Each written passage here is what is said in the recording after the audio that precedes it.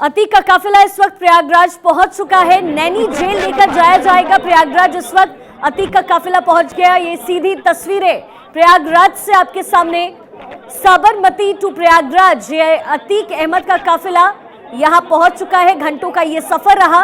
कई किलोमीटर की दूरी तय करके अतीक का काफिला एक बार फिर से प्रयागराज पहुंच चुका है।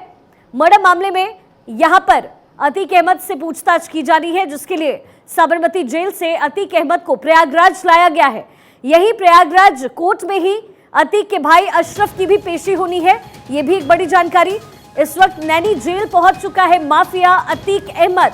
उमेश पाल हत्याकांड में कल कोर्ट में अतीक अहमद को पेश किया जाएगा। साथ ही अतीक का भाई अशरफ भी प्रयागराज में ही इसी कोर्ट में पेश किया जाएगा। इसी बीच भारत 24 पर ये एक्सक्लूसिव तस्वीरें आप देख रहे हैं। अतीक अहमद का काफिला प्रयागराज पहुंच चुका है नैनी जेल। आज की रात अतीक अहमद की नैनी जेल में कटेगी। कल प्रयागराज कोर्ट में पेशी होनी है। उमेश पाल हत्याकांड मामले में कल अतीक अहमद की पेशी। ये काफिला अंदर की ओर जाता हुआ तस्वीरें आपके सामने।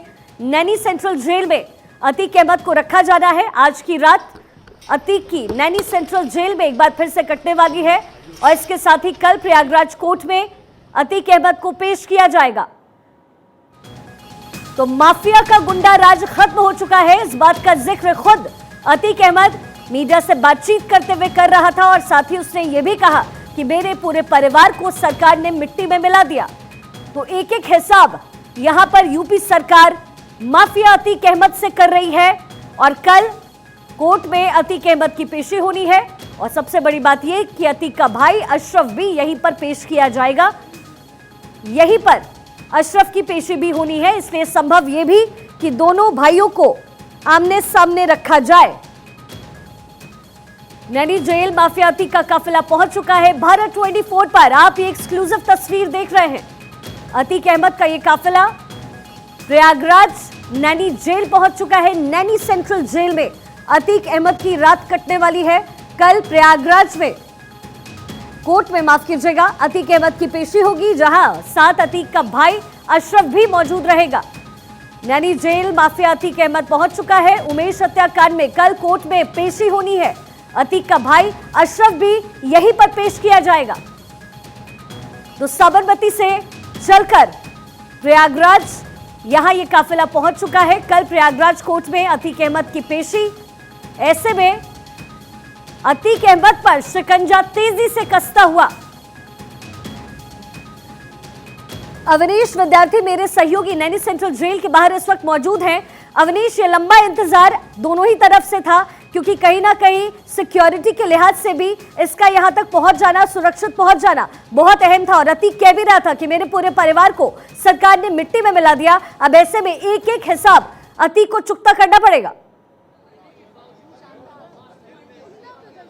जी हाँ, बिल्कुल करना पड़ेगा। और शायद यही वजह है कि जब बी वारंट के आधार पर अतीक अहमद को यहाँ पर लाया गया है, तब अब से थोड़ी देर पहले नैनी जेल के परिसर के अंदर, मेरे पीछे इसी परिसर के अंदर जो है वो अतीक अहमद को लाया गया। जो तमाम गाड़ियाँ गई थी साबरमती से अतीक अहमद को यहाँ लाने के लिए, वो वाहन उनकी सुरक्षा के बीच में अतीक अहमद को यहाँ पर लाया गया। इस बार उमेश पाल हत्याकांड के मामले में लाया गया है। पिछली बार उमेश पाल अपहरण केस की सुनवाई का मामला था और अदालत ने यहाँ पर तलब किया था। उस मामले में आना पड़ा था अतीक अहमद को यहाँ पर और सजा का ऐलान हुआ था, उम्र कैद की सजा हुई थी। इस बार जब उसका नैनी आना हुआ है तो फिर उसका कारण है उमेश पाल का हत्याकांड, जो 24 फरवरी को यहाँ पर घटित हुआ था और जिसमें पूरे तौर पर साजिश का सूत्रधार जो है वो अतीक अहमद, उसका भाई अशरफ और उसके पूरे परिवार को कहीं न कहीं किसी न किसी भूमिका में देखा गया। इस पूरे मामले को अगर आप देखें तो किस तरीके से सिलसिलेवार तरीके से लगातार अतीक अहमद जब भी इससे पहले भी जब आया था और उससे सवालात किए गए थे, तब भी उसके जिस तरह के बयान थे। इस बार जब वो साबरमती से चला और रास्ते में मीडिया ने उससे बात की और उस बातचीत के दौरान जो बॉडी लैंग्वेज थी, उसमें जमीन आसमान का फर्क दिखाई पड़ा। उन तमाम कार्रवाइयों का असर, उन तमाम कठोर कार्रवाइयों का असर, जिसमें उसकी संपत्ति जब्त होने के साथ साथ उसके परिवार के जो तमाम सारे लोग थे, चाहे उसकी पत्नी हो, उसके दूसरे परिवार की महिलाएं हो या नाबालिग बच्चे हों, उससे खुद के दूसरे करीबी लोग हों, उन पे मुकदमे हुए। उन उनके खिलाफ कार्रवाई हुई और उनकी संलिप्तता इस पूरे केस में दिखाई पड़ी। तो उस कार्रवाई के प्रभाव से कहीं ना कहीं जो है वो उसका असर उसके बॉडी लैंग्वेज पर, उसके बात करने के तरीके पर दिखाई पड़ रहा था। भारी सुरक्षा के बीच यहाँ पर अतीक को लाया गया है और जब पूरी तैयारी है कि अतीक अहमद जो है उसको कल अदालत में पेश किया जाए। माना जा रहा है कल 11 बजे जो है वो सुबह वाराणसी, माफ कीजिएगा, प्रयागराज का जो जिला सत्र न्यायालय है वहां पर अतीक अहमद को जो है वो पेश किया जाएगा और उसका भाई अशरफ भी जो है वो कहीं ना कहीं पेश होगा, जो अब से थोड़ी देर बाद नैनी जेल में दाखिल होगा। वो भी जो है बरेली जेल से यहाँ पर लाया जा रहा है और इस मामले में वो भी वांछित है। उसको भी जो है लगातार पूछताछ उससे भी की जानी है। बहुत सारे ऐसे तथ्य इस पूरे मामले में जांच एजेंसियों के पास है। मसलन ये कहा गया कि अतीक अहमद का एक संदेशा साबरमती से आया और उसके बाद फिर बरेली जेल में बाकायदा साजिश की गई। गुड्डू मुस्लिम और असद किस तरीके से बरेली की जेल में पहुंचे, करीब 52 लोगों ने 10 दिनों के अंदर मुलाकात की वहां पर अशरफ से और उसके बाद फिर पूरे साजिश को रचा गया। उससे फिर कई अलग अलग तरह की कड़ियां हैं, किस तरीके से शाइस्ता परवीन ने शूटर्स को पैसे दिए, किस तरीके से उनको दूसरी जरूरतें जो है मुहैया कराई गई। इसके बाद जब घटना को अंजाम दिया गया तो किस तरीके से उनको भागने में मदद की गई, किन जगहों पर शेल्टर दिया गया, वो चाहे मेरठ के अंदर हो, दिल्ली के अंदर हो या फिर उत्तर प्रदेश के दूसरे इलाकों में हो, किस तरीके से तकनीकी का इस्तेमाल करके अतीक अहमद के जो तमाम कारिंदे या परिवार के लोग थे वो लगातार पुलिस और जांच एजेंसियों को चकमा देते रहे। इन तमाम चीजों का जो कड़ी है वो खुलेगी। माना जा रहा है कि पुलिस इस पूरी प्रक्रिया के दौरान रिमांड पर लेने की मांग करेगी। अतीक अहमद और अशरफ दोनों को इस पूरे मामले में रिमांड पर लिया जाएगा।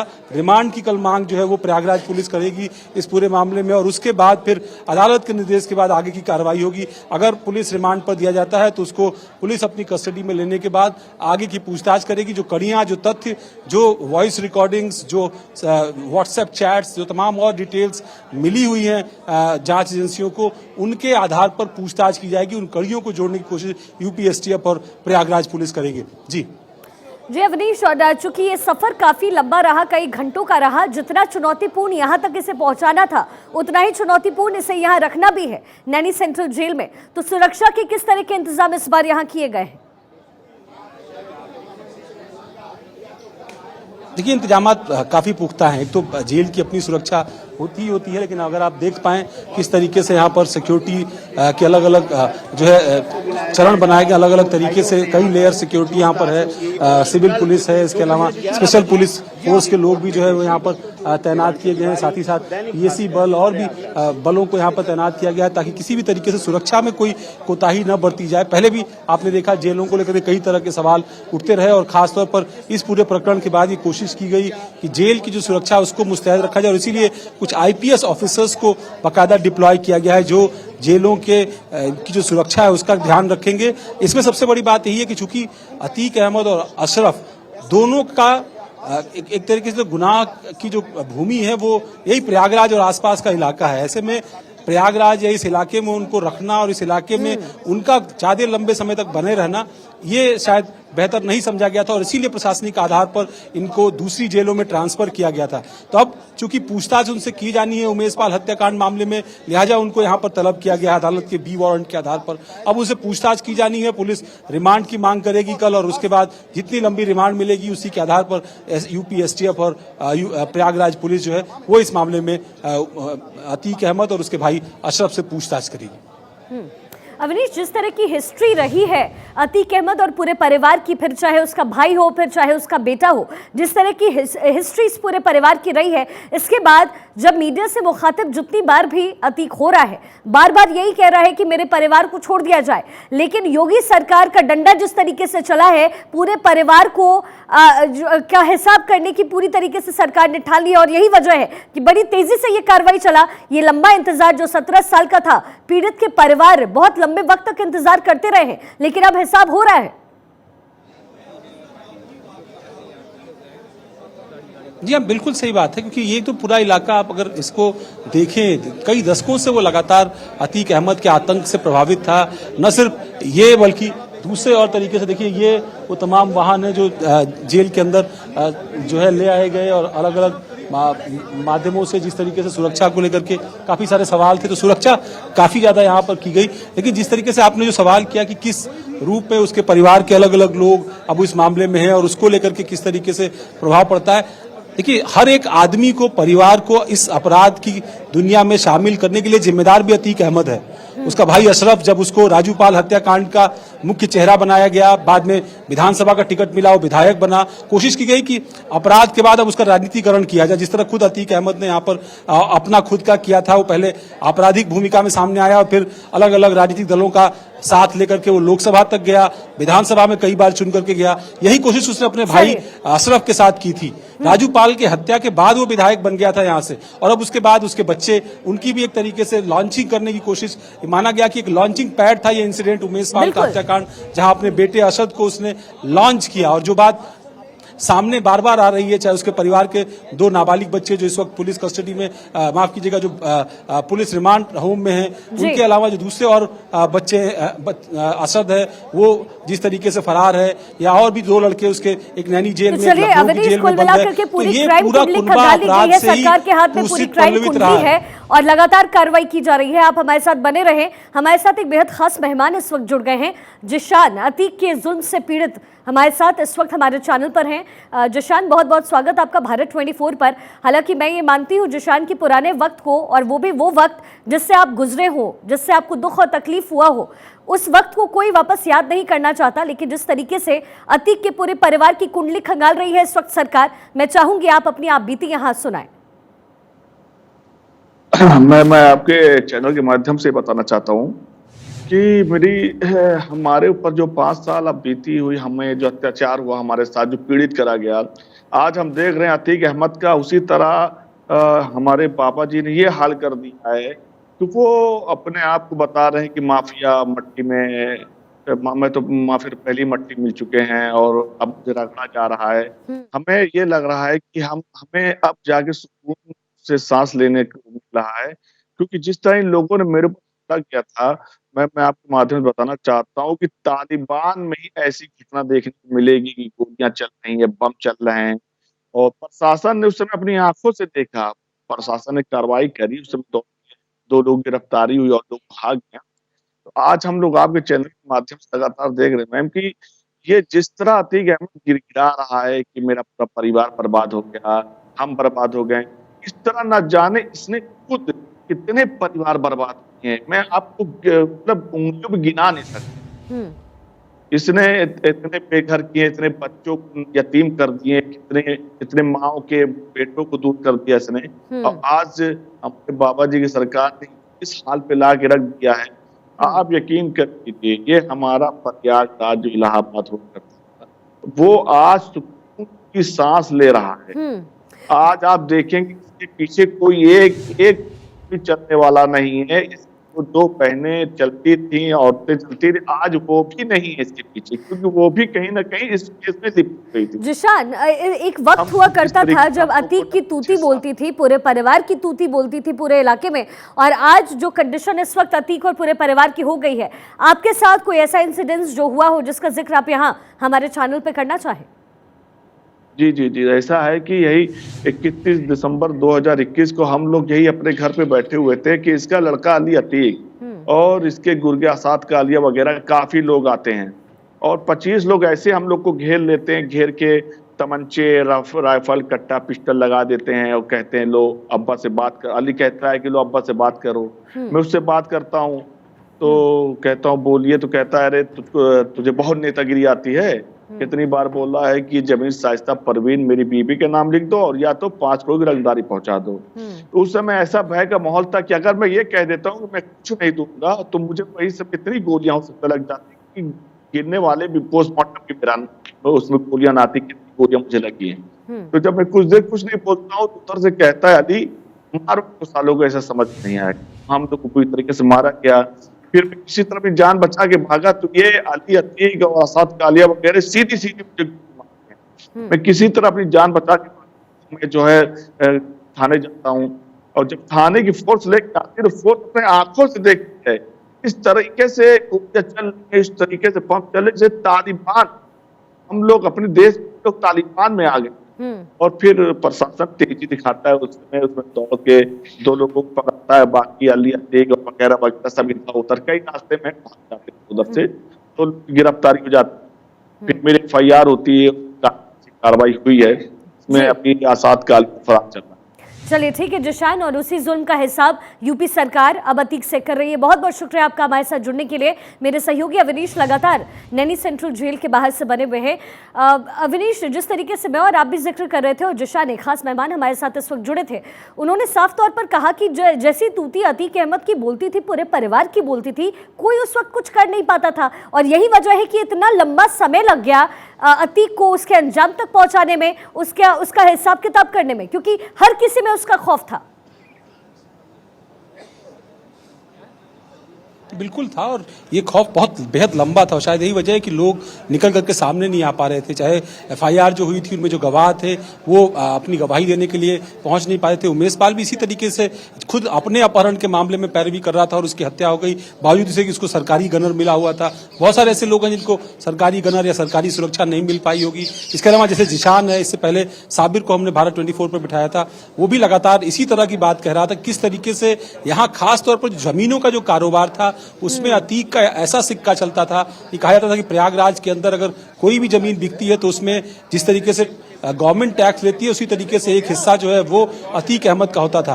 अतीक अहमद तय करता था कि यहाँ की जो बड़ी जमीनें हैं वो कौन बेचेगा, किस तरीके से उनकी प्लॉटिंग होगी, कौन सा बिल्डर उस पर काम करेगा। आज ईडी ने छापेमारी की है, कई सारे बिल्डर्स के यहाँ छापेमारी की गई है। बहुत सारी चीजें, बहुत सारे रिश्ते अभी बेनकाब होंगे, लेकिन जैसे जैसे इस मामले में कार्रवाई आगे बढ़ी है, लोगों का हौसला बढ़ा है और शायद अब लोग अदालतों तक गवाही देने के लिए सामने आ रहे हैं। इसी तरीके से लोग बाहर निकल करके मुखर होकर के अतीक या उसके परिवार के खिलाफ बोल रहे हैं। लगातार जिस तरीके से एविडेंसेस कलेक्ट करने में आसानी हो रही है, अभियोजन पक्ष को गवाही दिलाने में आसानी हो रही है, ताकि इस तरह के आपराधिक तत्वों को समूचे कुनबे के साथ जो है वो अंजाम तक पहुंचाया जा सके, उनको सजा दिलाई जा सके। और इसी बात की कोशिश उत्तर प्रदेश की योगी सरकार की है। वो चाहे पिछले साल जब उन्होंने यहाँ पर तमाम सारी संपत्तियों के खिलाफ कार्रवाई शुरू की थी, कुर्क करने से लेकर के नेस्तनाबूद करने तक, यहाँ तक कि जो लखनऊ से तय की गई योजना प्रयागराज में सबसे पहले शुरू की गई कि किस तरीके से जो गरीबों का आशियाना होगा वो उन जमीनों पर बनाया जाएगा जो इसी अतीक अहमद की तरह सरीके जो भू माफिया या माफिया हैं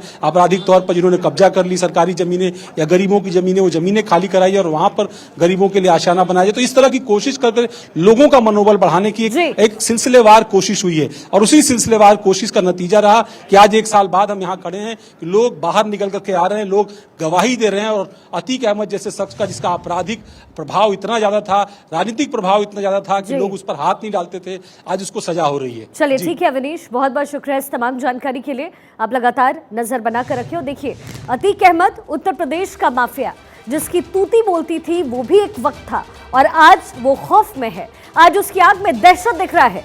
योगी आदित्यनाथ सरकार के एक्शन से वो लगातार घबराया हुआ है। कह रहा है कि माफिया गिरी तो खत्म हो गई, अब मुझे रगड़ा जा रहा है, रहम की भीख मांगने लगा है। कह रहा है सरकार कम से कम मेरी बीवी और बच्चों को बख्श दे।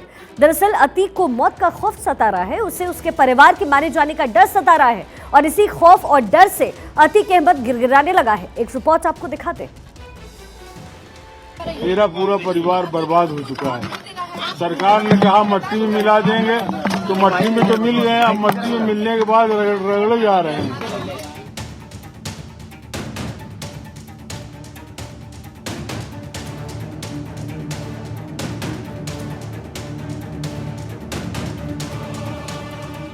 माफिया अतीक अहमद दहशत में है, माफिया अतीक अहमद खौफ में है, माफिया अतीक अहमद की आंख में डर दिख रहा है। एक वक्त था जब प्रयागराज और आसपास के इलाकों में अतीक अहमद की तूती बोलती थी, उसके इशारे के बिना पत्ते भी नहीं हिलते थे। लेकिन आज आलम जुदा है। आज डॉन माफिया अतीक अहमद बिलबिलाने लगा है। मेरा पूरा परिवार बर्बाद हो चुका है। सरकार ने कहा मट्टी में मिला देंगे, तो मट्टी में तो मिल गए, अब मट्टी में मिलने के बाद रगड़े जा रहे हैं।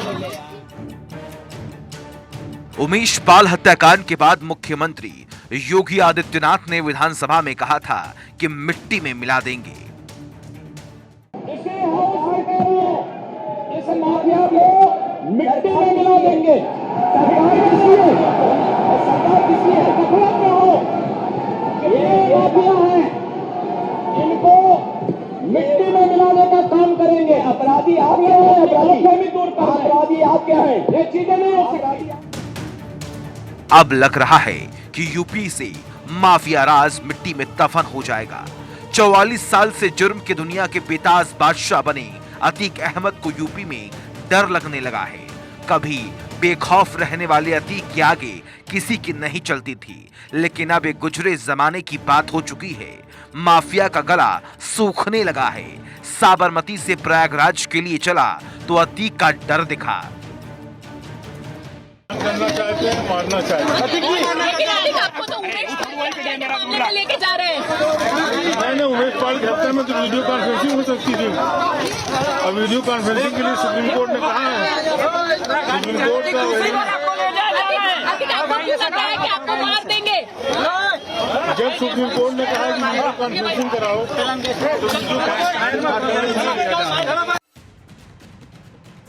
6 साल पहले योगी आदित्यनाथ ने सत्ता संभाली थी। तब उन्होंने कहा था कि यूपी में कानून का राज होगा, अपराधियों को रहने नहीं दिया जाएगा। सत्ता के संरक्षण में पल रहे गुंडे, माफिया, अपराधी, लुटेरे,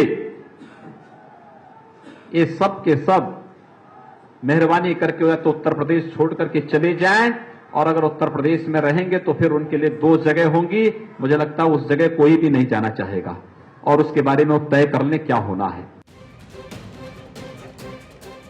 योगी आदित्यनाथ के इस ऐलान के बाद से असर भी दिखा। यूपी से माफिया राज का सफाया होना शुरू हो गया। अपराधी खुद थानों में सरेंडर करने के लिए पहुंचने लगे, लेकिन डॉन अतीक नहीं माना। जेल में बंद रहने के दौरान भी वो हुक्म चलाता रहा। देवरिया जेल में कारोबारी मोहित जायसवाल को अगवा कर अपने गुर्गों से जमकर पिटवाया था। हालांकि इस आरोप में भी अतीक अहमद और उसका बेटा उमर समेत उसके गुर्गों पर भी आरोप तय हो गए। लेकिन अतीक एंड फैमिली की दुर्दशा उमेश पाल हत्याकांड के बाद शुरू हुई। आलम यह है कि अतीक का परिवार या तो जेल में बंद है या फिर फरार है। हालांकि माफिया अतीक का कहना है कि उमेश पाल के मर्डर से उसका कोई लेना देना नहीं है, वो तो जेल में था। मैंने जेल से कोई साजिश नहीं रची। 6 साल से मैं जेल में हूँ। मेरा पूरा परिवार बर्बाद हो चुका है। अतीक को आज खुद से ज्यादा अपने परिवार की फिक्र हो रही है। योगी की सरकार ने बता दिया कि यूपी में किसी माफिया की गुंडई नहीं चलेगी। सीएम योगी भी बता चुके हैं कि आज हर माफिया की पैंट गीली है। वो अपराध के बारे में तो सोच भी नहीं सकता। कोर्ट उन्हें सजा सुनाती है तो उनकी पैंटें भी गीली होती हुई देखती है जनता। अतीक के परिवार पर शिकंजा कसता जा रहा है। आए दिन किसी न किसी मामले में मुकदमा दर्ज हो रहा है। उधर माफिया के वकील पर आईटी ने छापेमारी की। साथ ही अतीक से जुड़े गुर्गों के करीब 13 ठिकानों पर ईडी की रेड हुई। अतीक अहमद की 150 करोड़ से ज्यादा की संपत्ति को जब्त किया गया। कसारी मसारी के कालिंदीपुरम में छापेमारी हुई। अतीक के करीबी रिश्तेदार खालिद जफर के घर पर ईडी की रेड हुई। अतीक की प्रॉपर्टी का सारा काम खालिद जफर देखता है। अतीक अहमद के वकील खान सौलत हनीफ के घर पर भी ईडी की छापेमारी हुई। नैनी सेंट्रल जेल में उम्र कैद की सजा काट रहा है सौलत हनीफ। माफिया के क्राइम कैरियर और फाइनेंशियल सिस्टम को पूरी तरह से मिटाया जा रहा है। अतीक पर होती कार्रवाई से उमेश पाल का परिवार संतुष्ट है, लेकिन वो अतीक का सर्वनाश चाहता है। उधर उमेश पाल के परिजनों ने अतीक को जरा भी बख्शा न जाए ऐसा जिक्र किया कि अभी वो जिंदा हैं, जंगल के शेर हैं। जब तक वो मारे नहीं जाते वो कुछ भी कर सकते हैं। सरकार पर कितना भरोसा है जो आप सोच रही हैं? तो सरकार पे भरोसा 50 दिन तो हो गया, ढूंढ पाया कोई, निकाल पाया कोई? अरे जब उनको साक्षात निकाल ले या उनके साथ कड़ाई से पेश आए, उनको काउंटर करें या वो मारे जाए, तब ये है कि हाँ चलिए कुछ मेरा बदला पूरा हुआ। माता जी क्या आप चाहती हैं इनकाउंटर हो जाए? बिल्कुल हो जाए। शासन और शासन से यही मांग करें कि मुझे न्याय दिलाएं, चाहे जैसे दिलाएं। न्याय मेरे, क्योंकि जो हत्या हुई है उसमें मेरे हस्बैंड भी थे, 2 गनर भी थे, वो भी किसी घर के सदस्य हैं। ये तो हमको उम्मीद है, आज नहीं तो कल वो मरवाएगा। परिवार से अपने बिलक रहे, तो जिस तरह से वो भी न्याय मांग रहे हैं, हम भी न्याय मांग रहे हैं। जिस तरह से वो फैसला हो रहा है, मेरे आदमी साथ के, मैं भी उसी आप लोग ले आ गए 18 पूरा देते हैं बस। यूपी के डिप्टी सीएम ब्रजेश पाठक ने कहा कि माफिया चाहे जितना बड़ा हो, कानून व्यवस्था से बड़ा नहीं हो सकता। कल पूरी बात बता चुके हैं और डे टू डे पुलिस की वर्किंग है ये, और हम सख्ती के साथ सभी अपराधियों की कोर्ट में कड़ाई से पैरवी कर रहे हैं और सजा दिला रही है। अभियोजन पक्ष लगातार इस दिशा में काम कर रहा है। यूपी में अगर रहना है तो अनुशासन में रहना होगा। अपराध करना तो दूर, सोचना भी आफत हो सकता है। योगी ने बीते 6 सालों में यूपी की तस्वीर बदल दी। प्रयागराज और आसपास के इलाकों में तूती बोलने वाले माफिया का राज अब खत्म होने के कगार पर है। अतीक और मुख्तार जैसे डॉन आज रहम की भीख मांग रहे हैं, गुंडे गिड़गिड़ा रहे हैं और बाबा से घबरा रही हैं। Bureau report, Bharat 24। और चलिए ताजा जानकारी के लिए आपको मेरे सहयोगी विमल के पास लेकर चलते हैं, जो इस वक्त नैनी सेंट्रल जेल के बाहर ही मौजूद हैं। विमल, वहां से क्या तस्वीरें मिल रही है? अब से कुछ ही देर पहले मैं हमारे सहयोगी से बातचीत कर रही थी, अवनीश से, और वो जानकारी भी दे रहे थे कि यहाँ ये काफिला पहुंच चुका है। अंदर जिस तरह के बंदोबस्त किए इसकी भी जानकारी मिल रही थी। अभी फिलहाल वहां से क्या तस्वीरें मिल रही है? कमर को अंदर शिफ्ट कर दिया गया है। एक महिला बैरक बनाया गया था उनके लिए, वहाँ पर उनको शिफ्ट कर दिया गया है और वहाँ पर ये पूरी रात आज रहेंगे। उसके बाद कल सुबह 10 बजे वो यहाँ से नैनी सेंट्रल जेल से निकलकर इनको बाकायदा सिक्योरिटी के साथ जिला न्यायालय में पेश किया जाएगा, सीजेएम कोर्ट पे। वहाँ पर उनकी पेशी होगी। उसके बाद पेशी होने के बाद पुलिस रिमांड के लिए एक एप्लीकेशन दाखिल करेगी। एप्लीकेशन में वो 14 दिन की रिमांड मांगती है। अगर रिमांड मंजूर हो जाती है तो 14 दिन तक अपनी कमर को और उसके जो भाई है अशरफ, जो अभी आधे 1 घंटे के अंदर फिर नैनी फिर पहुंचने वाला है बरेली से, तो इन दोनों को रिमांड पर लिया जाएगा। उसके बाद इन लोगों से पूछताछ की जाएगी कि जिस तरीके से 24 फरवरी 2023 को उमेशपाल की निर्दयी हत्या कर दी गई थी, साथ ही साथ जो सरकारी गनरों की भी गोली मारकर उनकी हत्या कर दी गई थी, उस पर पूरे पूछताछ करेगी पुलिस और पूरे तथ्य के साथ कोर्ट में अपना रिपोर्ट पेश करेगी। ठीक है विमल, बहुत बहुत शुक्रिया आपका इस तमाम जानकारी के लिए। आप लगातार नजर बनाकर रखें।